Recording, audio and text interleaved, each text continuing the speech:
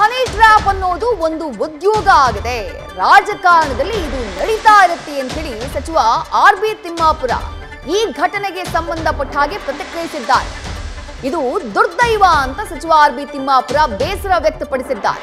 ನಮ್ಮದು ಸುಸಂಸ್ಕೃತ ರಾಜ್ಯ, ಸಿಡಿ ಯೂನಿಟ್ ಒಂದು ಕೆಟ್ಟ ಹೆಸರು ನಮ್ಮ ರಾಜ್ಯಕ್ಕೆ ಬಂತು ಅಂತ ಹೇಳಿ ಬೇಕೆ ಹರಿಪ್ರಸಾದ್ ಕೂಡ ಆಕ್ರೋಶವನ್ನ ವ್ಯಕ್ತಪಡಿಸಿದ್ದಾರೆ. ಇವೆಲ್ಲವೂ ರಾಜಕಾರಣದಲ್ಲಿ ನಡೀತಾನೆ ಇರ್ತವೆ. ಹನಿ ಟ್ರ್ಯಾಪು ಮತ್ತೊಂದು ಟ್ರ್ಯಾಪು ನಡೀತಾನೆ ಇರ್ತವೆ. ಅವ್ರು ಎಚ್ಚರಿಕೆಯಿಂದ ಇರಬೇಕು. ಅದೊಂದು ಗ್ಯಾಂಗೇ ತಯಾರಾಗಿಬಿಟ್ಟಿದೆ. ಅದು ದುರ್ದೈವ. ಅದೊಂದು ಉದ್ಯೋಗ ಮಾಡ್ಕೊಂಡಿದ್ದಾರೆ. ಅದು ಬೇಸರ ತರ್ತಕ್ಕಂಥ ಇವೆಲ್ಲವೂ ರಾಜಕಾರಣದಲ್ಲಿ ನಡೀತಾನೆ ಇರ್ತವೆ. ಹನಿ ಟ್ರ್ಯಾಪು ಮತ್ತೊಂದು ಟ್ರ್ಯಾಪು ನಡೀತಾನೆ ಇರ್ತವೆ. ಅವ್ರು ಎಚ್ಚರಿಕೆಯಿಂದ ಇರಬೇಕು. ಅದೊಂದು ಗ್ಯಾಂಗೇ ತಯಾರಾಗಿಬಿಟ್ಟಿದೆ. ಅದು ದುರ್ದೈವ. ಅದೊಂದು ಉದ್ಯೋಗ ಮಾಡ್ಕೊಂಡಿದ್ದಾರೆ. ಅದು ಬೇಸರ ತರ್ತಕ್ಕಂಥ ಇದೆ ಅನ್ನುವಂತಹ ಗುಸುಗುಸು ಚರ್ಚೆಗಳು ನಡೀತಾ ಇದೆ. ಈಗ ಕರ್ನಾಟಕ ರಾಜ್ಯದ ಸುಸಂಸ್ಕೃತ ರಾಜ್ಯ, ಇದು ನಾವು ರೋಲ್ ಮಾಡೆಲ್ ಆಗಿದ್ವಿ. ಈ ಸಿಡಿ ಯೂನಿಟ್ಗಳು ಬಂದು ದೇಶದಲ್ಲಿ ನಮ್ಮಷ್ಟು ಕೆಟ್ಟ ಹೆಸರು ಯಾವ ರಾಜ್ಯದಲ್ಲೂ ಇಲ್ಲ. ವಲಸು ರಾಜಕಾರಣ ಮಾಡ್ತಾ ಇರೋರಿಗೆ ಜನ ಚಿಮಾರಿ ಹಾಕ್ಬೇಕು. ಈಗ ಮೀಸಲಾತಿ ವಿಚಾರ ಕೂಡ ಸಾಕಷ್ಟು ಚರ್ಚೆ ಆಗ್ತಾ ಇದೆ. ಬಿಜೆಪಿ ಕೂಡ ಸಾಕಷ್ಟು ವಿರೋಧವನ್ನು ವ್ಯಕ್ತಪಡಿಸ್ತಾ ಇದೆ. ಒಂದು ಧರ್ಮದ ಓಲೈಕೆ ಮಾಡ್ತಾ ಇದೆ ಎನ್ನುವಂತಹ ಆರೋಪವನ್ನು ಬಿಜೆಪಿ ಮಾಡ್ತಾ ಇದೆ. ಸಂವಿಧಾನದ ವಿರೋಧಿಗಳು, ಭಾರತೀಯ ಜನತಾ ಪಾರ್ಟಿಯವರು ಸಂವಿಧಾನ ವಿರೋಧಿಗಳು. ಸಂವಿಧಾನದಲ್ಲಿ ಬಹಳ ಸ್ಪಷ್ಟವಾಗಿ ಅನುಚ್ಛೇದ 14, 15, 16, 17, 19, 29, 30ರಲ್ಲಿ ಬಹಳ ಸ್ಪಷ್ಟವಾಗಿದೆ ಯಾವುದೇ ರೀತಿಯ ಭೇದ ಭಾವಗಳು ಇರಬಾರದು ಅಂತ ಹೇಳಿ. ನಮ್ಮ ಸಂವಿಧಾನದಲ್ಲಿ ಕರ್ನಾಟಕ ರಾಜ್ಯದಲ್ಲಿ 2A ಅಡಿಗೆ ಶೈಕ್ಷಣಿಕವಾಗಿ ಮತ್ತು ಸಾಮಾಜಿಕವಾಗಿ ಯಾರು ಹಿಂದುಳಿದ ಇದ್ದಾರೆ ಅವ್ರಿಗೆ ರಾಜ್ಯ ಸರ್ಕಾರದ ಪ್ರಭಾವಿ ಸಚಿವರೊಬ್ಬರಿಗೆ ಹನಿ ಟ್ರ್ಯಾಪ್ನ ಪ್ರಯತ್ನ ಆಗಿರುವುದು, ಅದಕ್ಕೆ ಬರ್ತಾ ಇರುವಂತಹ ರಿಯಾಕ್ಷನ್ಗಳನ್ನ ಗಮನಿಸ್ತಾ ಇದ್ದೀರಿ. ಹನಿ ಟ್ರ್ಯಾಪ್ ಅನ್ನೋದು ಇತ್ತೀಚಿನ ದಿನಗಳಲ್ಲಿ ಒಂದು ಉದ್ಯೋಗ ಆಗ್ಬಿಟ್ಟಿದೆ. ಇದು ನಿಜಕ್ಕೂ ದುರ್ದೈವ. ರಾಜಕಾರಣದಲ್ಲಿ ಇದು ಆಗಾಗ ನಡೀತಾ ಇರುತ್ತೆ ಅಂತ ಹೇಳಿ ಅಬಕಾರಿ ಸಚಿವ ಆರ್.ಬಿ. ತಿಮ್ಮಾಪುರ ಬೇಸರ ವ್ಯಕ್ತಪಡಿಸಿದ್ದಾರೆ.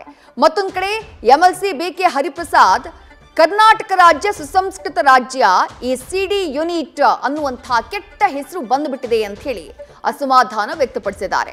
ಮತ್ತಷ್ಟು ಡೀಟೇಲ್ಸ್ ನಮ್ಮ ಪ್ರತಿನಿಧಿ ಶಿವಪ್ರಸಾದ್ ನೀಡ್ತಾ ಹೋಗ್ತಾರೆ. ಶಿವಪ್ರಸಾದ್, ರಾಜ್ಯ ಸರ್ಕಾರದ ಪ್ರಭಾವಿ ಸಚಿವರಿಗೆ ಹನಿ ಟ್ರ್ಯಾಪ್ ಯತ್ನದ ಆರೋಪ ಕೇಳಿಬರ್ತಾ ಇರೋದು. ಎಷ್ಟು ಜನರ ಗ್ಯಾಂಗ್ ಇತ್ತು? ಸಚಿವರಿಗೆ ಇವರ ಉದ್ದೇಶ ಇದೆ ಅನ್ನೋದು ಗೊತ್ತಾಗಿದ್ದು ಹೇಗೆ? ಯಾವ ರೀತಿ ಸಚಿವರನ್ನ ಕೆಡ್ಡಾಗಿ ಬೀಳಿಸುವಂತಹ ಪ್ರಯತ್ನವನ್ನ ಈ ಗ್ಯಾಂಗ್ ಮಾಡ್ತು ಶಿವಪ್ರಸಾದ್? ಖಂಡಿತವಾಗಿ ವಿದ್ಯಾಶ್ರೀ, ಹನಿ ಟ್ರ್ಯಾಪ್ ವಿಚಾರ ಕುರಿತಂತೆ ರಾಜ್ಯದಲ್ಲಿ ಸಾಕಷ್ಟು ಸಂಚಲನ ಉಂಟಾಗ್ತಾ ಇದೆ. ಹಿಂದೆನೂ ಕೂಡ ಈ ರೀತಿಯ ಘಟನಾವಳಿಗಳಾದಂತ ಉದಾಹರಣೆಗಳು ಕರ್ನಾಟಕ ರಾಜಕಾರಣದಲ್ಲಿರೋದ್ರಿಂದ ಸದ್ಯ ಈಗ ಸರ್ಕಾರದ ಪ್ರಭಾವಿ ಸಚಿವರು, ಅದರಲ್ಲೂ ಮುಂಬರ್ತಕ್ಕಂತ ಚುನಾವಣೆಗಳಿರ್ಬೋದು ಮತ್ತೆ ಪಕ್ಷ ಸಂಘಟನೆಯ ಜವಾಬ್ದಾರಿಯನ್ನ ಹೊರಲಿಕ್ಕೆ ನಾನು ಸಿದ್ಧಿದ್ದೀನಿ ಅಂತಕ್ಕಂಥ ಮಾತನ್ನು ಕೂಡ ಹೇಳ್ತಾ ಇದ್ರು. ಜೊತೆಗೆ ಸರ್ಕಾರದ ವಿಚಾರಗಳಿರ್ಬೋದು ಮತ್ತೆ ಸರ್ಕಾರ ಸಿಎಂ ವಿಚಾರ ಬಂದಂತ ಸಂದರ್ಭದಲ್ಲಿ ಪ್ರಬಲವಾಗಿ ಸರ್ಕಾರದ ಪರವಾಗಿ ನಿಲ್ತಾ ಇರ್ತಕ್ಕಂಥ ಸಚಿವರಿಗೆ ಈಗ ಹನಿ ಟ್ರ್ಯಾಪ್ ಎಂಬತಕ್ಕಂಥ ಭೂತ ಅವ್ರನ್ನ ಕಾಡಿದ್ದಂತ ಪ್ರಕರಣ ಕೂಡ ದಾಖಲಾಗಿದೆ. ಈ ವಿಚಾರ ಕುರಿತಂತೆ ಆಪ್ತ ಸಂಪುಟ ಸಹೋದ್ಯೋಗಿಗಳ ಜೊತೆನೂ ಕೂಡ ಚರ್ಚೆ ಮಾಡಿದ್ದಾರೆ. ಪ್ರಮುಖವಾಗಿ ಹನಿ ಟ್ರ್ಯಾಪ್ಗೆ ಯತ್ನ ಮಾಡಿದಂತ 4-5 ಮಂದಿ ಖುದ್ದು ಸಚಿವರ ಸರ್ಕಾರಿ ನಿವಾಸದಲ್ಲೇ ಅವ್ರನ್ನ ಭೇಟಿ ಮಾಡಿದ್ರು, ಅವ್ರನ್ನ ಕೆಡಗಲಿಕ್ಕೆ ಪ್ರಯತ್ನವನ್ನ ಪಟ್ಟಿದ್ರು ಎಂಬತಕ್ಕಂಥ ಮಾಹಿತಿ ಲಭ್ಯವಾಗ್ತಾ ಇದೆ. ಆ ನಂತರ ಅವರ ಚಟುವಟಿಕೆಗಳು ಚಲನವಲನವನ್ನ ಗಮನಿಸಿದಂತ ಸಚಿವರು ತಕ್ಷಣ ಅಲರ್ಟ್ ಆಗಿದ್ದಾರೆ. ಆ ನಂತರ ಅವ್ರನ್ನ ತನಿಖೆ ಮಾಡಿದಂತ, ಅಂದ್ರೆ ಅವ್ರ ಜೊತೆ ಇಂಟರಾಕ್ಷನ್ ಮಾಡಿದಂತ ಸಂದರ್ಭದಲ್ಲಿ ಅವರ ಉದ್ದೇಶ ಸ್ಪಷ್ಟವಾಗಿ ಸಚಿವರಿಗೆ ಮನವರಿಕೆ ಆಗಿದೆ. ಆ ನಂತರ ಆ 4-5 ತಂಡದಲ್ಲಿ ಇದ್ದಂತ ಹನಿ ಟ್ರ್ಯಾಪ್ಗೆ ಯತ್ನ ಮಾಡಿದಂತ ಸದಸ್ಯರೇನಿದ್ರು ಅವ್ರಿಗೆ ತಿಳಿಸ್ತಕ್ಕಂತಕ್ಕೂ ಕೂಡ ಸಚಿವರು ಮುಂದಾಗಿದ್ರು. ಆ ನಂತರ ಬೈದು ಕೂಡ ಕಳಿಸಿದ್ದಾರೆ ಎಂಬತಕ್ಕಂಥ ಮಾಹಿತಿ ಲಭ್ಯವಾಗ್ತಾ ಇದೆ. ಸದ್ಯ ಈ ಪ್ರಕರಣ ಸಂಬಂಧ ಈ ಹನಿ ಟ್ರ್ಯಾಪ್ ಮಾಡಬೇಕು ಎಂಬತಕ್ಕಂಥ ಉದ್ದೇಶದ ಹಿಂದೆ ಯಾರ್ಯಾರಿದ್ದಾರೆ, ಅಂದ್ರೆ ಸರ್ಕಾರದ ಪ್ರಭಾವಿಗಳಿದ್ರ ಅಥವಾ ವಿರೋಧ ಪಕ್ಷಗಳಿದ್ರ ಅಥವಾ ಬೇರೆಯವರಿದ್ರೆ ಎಂಬತಕ್ಕಂಥ ವಿಚಾರ ಕುರಿತಂತೆನೂ ಕೂಡ ಪ್ರಭಾವಿ ಸಚಿವರು ಮಾಹಿತಿಯನ್ನು ಕೂಡ ಕಲೆ ಹಾಕಿದ್ದಾರೆ. ಸದ್ಯ ಅಧಿವೇಶನ ನಡೀತಾ ಇರ್ತಕ್ಕಂಥ ಈ ಸಂದರ್ಭದಲ್ಲಿ ಈ ಪ್ರಕರಣ ಕುರಿತಂತೆ ದೊಡ್ಡದ್ ಮಾಡೋದು ಬೇಡ ಎಂಬತಕ್ಕಂಥ ನಿರ್ಧಾರಕ್ಕೂ ಕೂಡ ಸಚಿವರು ಬಂದಿದ್ದು ತಮ್ಮ ಸಚಿವ ಸಂಪುಟದ ಆಪ್ತ ಸಹೋದ್ಯೋಗಿಗಳ ಜೊತೆನೂ ಕೂಡ ಈ ವಿಚಾರ ಕುರಿತಂತೆ ಮಾತುಕತೆಯನ್ನು ಕೂಡ ನಡೆಸಿದ್ದಾರೆ. ಹನಿ ಟ್ರ್ಯಾಪ್ಗೆ ಪ್ರಯತ್ನವನ್ನ ಪಡ್ತಿದ್ದಾರೆ ಅನ್ನುವಂತಹ ಕ್ಲಿಯರ್ ಮಾಹಿತಿ ಇದ್ದ ಮೇಲೆ ಸಚಿವರು ಕಂಪ್ಲೇಂಟ್ ಅನ್ನ ಕೊಡಬಹುದಾಗಿತ್ತು. ಯಾಕೆ ಕಂಪ್ಲೇಂಟ್ ಅನ್ನ ಕೊಟ್ಟಿಲ್ಲ? ಇವತ್ತು ಇವರಿಗೆ ಹನಿ ಟ್ರ್ಯಾಪ್ ಮಾಡೋಕ್ ಬಂದಂತಹ ಗ್ಯಾಂಗ್ ನಾಳೆ ಮತ್ತೊಬ್ಬರಿಗೆ ಕೆಡುವುದಕ್ಕೆ ಸಂಚನ್ನ ರೂಪಿಸಬಹುದು. ಕಂಪ್ಲೇಂಟ್ ಅನ್ನ ಕೊಡಬಹುದಾಗಿತ್ತು ಸಚಿವರು. ಆದ್ರೆ ಕಂಪ್ಲೇಂಟ್ ಕೊಡೋದ್ರಿಂದ ಹಿಂದಕ್ಕೆ ಸರಿದಿರೋದು ಯಾವ ಕಾರಣಕ್ಕಾಗಿ ಅಂತ ಹೇಳಿ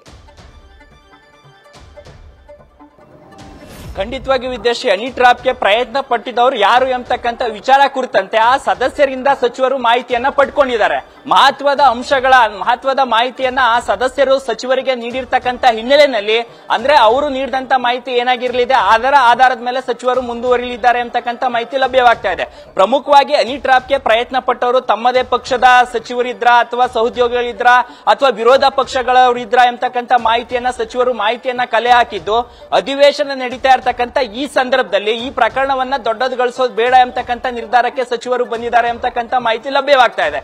ಸದ್ಯ ಅದು ವಿರೋಧ ಪಕ್ಷದವರ ಅಥವಾ ಸ್ವಪಕ್ಷೀಯವರೇ ಎಂಬತಕ್ಕಂಥ ಮಾಹಿತಿಯನ್ನ ಸಚಿವರು ಕಲೆ ಹಾಕಿದ್ದು ಸಹಜವಾಗಿ ಸರ್ಕಾರಕ್ಕೆ ಒಂದ್ ಕಡೆ ಇರುಸುಮುರುಸು ಆಗಲಿದೆ, ಮುಜುಗರ ಆಗಲಿದೆ ಎಂಬತಕ್ಕಂಥ ಕಾರಣಕ್ಕಾಗಿ ಈ ಪ್ರಕರಣದಿಂದ ದೂರು ದಾಖಲಿಸೋದಿರ್ಬೋದು ಅಥವಾ ಅವ್ರನ್ನ ಹನಿ ಟ್ರ್ಯಾಪ್ಗೆ ಪ್ರಯತ್ನ ಪಟ್ಟಂತ ಸದಸ್ಯರನ್ನ ಪೊಲೀಸರ ವಶಕ್ಕೆ ಕೊಡ್ತಕ್ಕಂಥ ಪ್ರಯತ್ನಕ್ಕೂ ಕೂಡ ಸಚಿವರು ಹಿಂದೇಟ್ ಹಾಕಿದ್ರು ಎಂಬತಕ್ಕಂಥ ಮಾಹಿತಿ ಲಭ್ಯವಾಗ್ತಾ ಇದೆ.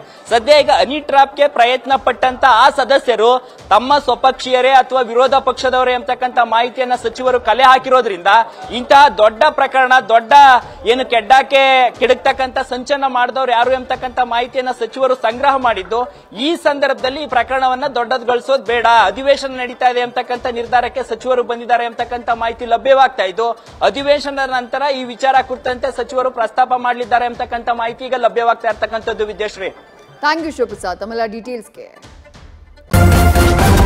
ನ್ಯೂಸ್ ಫಸ್ಟ್ ನಿರ್ಭೀತಿಯಿಂದ ನಿಮ್ಮ ಪರವಾಗಿ.